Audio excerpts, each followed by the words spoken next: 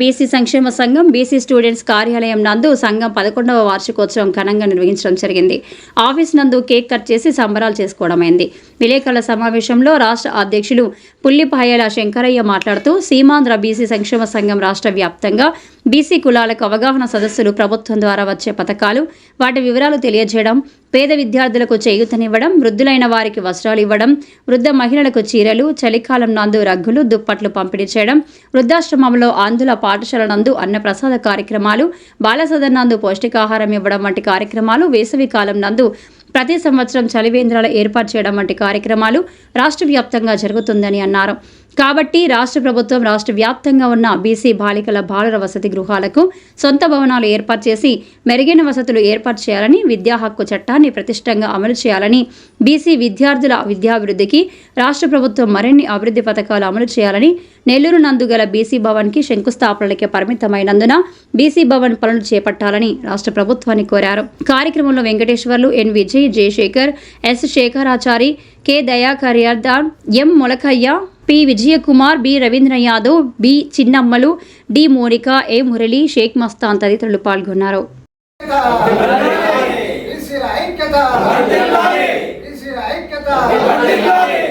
చట్టసభల్లో బీసీలకు రిజర్వేషన్, చట్టసభల్లో బీసీలకు రిజర్వేషన్, బీసీ విద్యార్థులకు ఇండస్ట్రియల్ పాలసీని అమలు చేయాలి, బీసీ విద్యార్థులకు ఇండస్ట్రియల్ పాలసీని అమలు చేయాలి, బీసీ విద్యార్థులకు ఇండస్ట్రియల్ పాలసీని అమలు చేయాలి, చట్టసభల్లో మహిళలకు రిజర్వేషన్ కల్పించాలి, చట్టసభల్లో మహిళలకు రిజర్వేషన్ కల్పించాలి.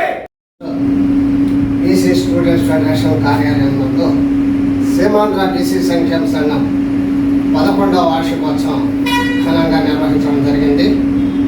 మా యొక్క సీమాంధ్ర బీసీ సంక్షేమ సంఘం స్థాపించి ఈ రోజుకి 11 సంవత్సరాలు పూర్తయిన సందర్భంగా ఈరోజు రాష్ట్ర వ్యాప్తంగా మేము 11వ వార్షికోత్సవ కార్యక్రమాలు చేసుకుంటున్నాము.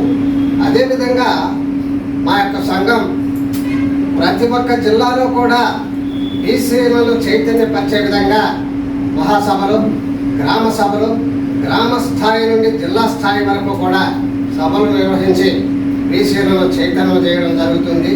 అదేవిధంగా ప్రభుత్వం ద్వారా బీసీలకు వచ్చే పథకాలను వారికి తెలియజేస్తూ ఎంతో చైతన్యవంతం చేస్తున్నాం, ప్రతి గ్రామ స్థాయి నుండి జిల్లా స్థాయి వరకు కూడా. అదేవిధంగా కేవలం సంఘ అభివృద్ధికే కాకుండా మేము ప్రతి ఒక్క జిల్లాలో కూడా సేవా కార్యక్రమాలు కూడా ఘనంగా చేస్తున్నాం. వృద్ధులైన వారికి దుప్పట్ల పంపిణీ చేయడము, అన్నదాన కార్యక్రమాలు, మహిళలకైతే చీరల పంపిణీ, వగేరాలు, ఇలాంటి కార్యక్రమాలన్నీ చేస్తున్నాం. అదేవిధంగా అందరికీ కూడా వాళ్ళ పాఠశాలకు పోయి వాళ్ళకు కూడా అవసరమైన వస్తువులు కూడా ఏర్పాటు చేస్తున్నాం. అదేవిధంగా వృద్ధాశ్రమాలలో కూడా మా యొక్క కార్యక్రమాలు చేస్తున్నాం.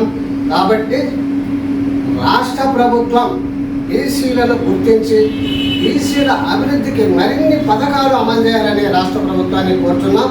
ముఖ్యంగా విద్యార్థులకు ఈరోజు వసతి గృహాలలో చాలా ఇబ్బందులు ఎదుర్కొంటున్నాం. కాబట్టి మెరుగైన వసతులు కల్పించి విద్యార్థులకు వాళ్ళ అభివృద్ధి కృషి చేయాలని చెప్పేసి రాష్ట్ర ప్రభుత్వాన్ని కోరుతున్నాం.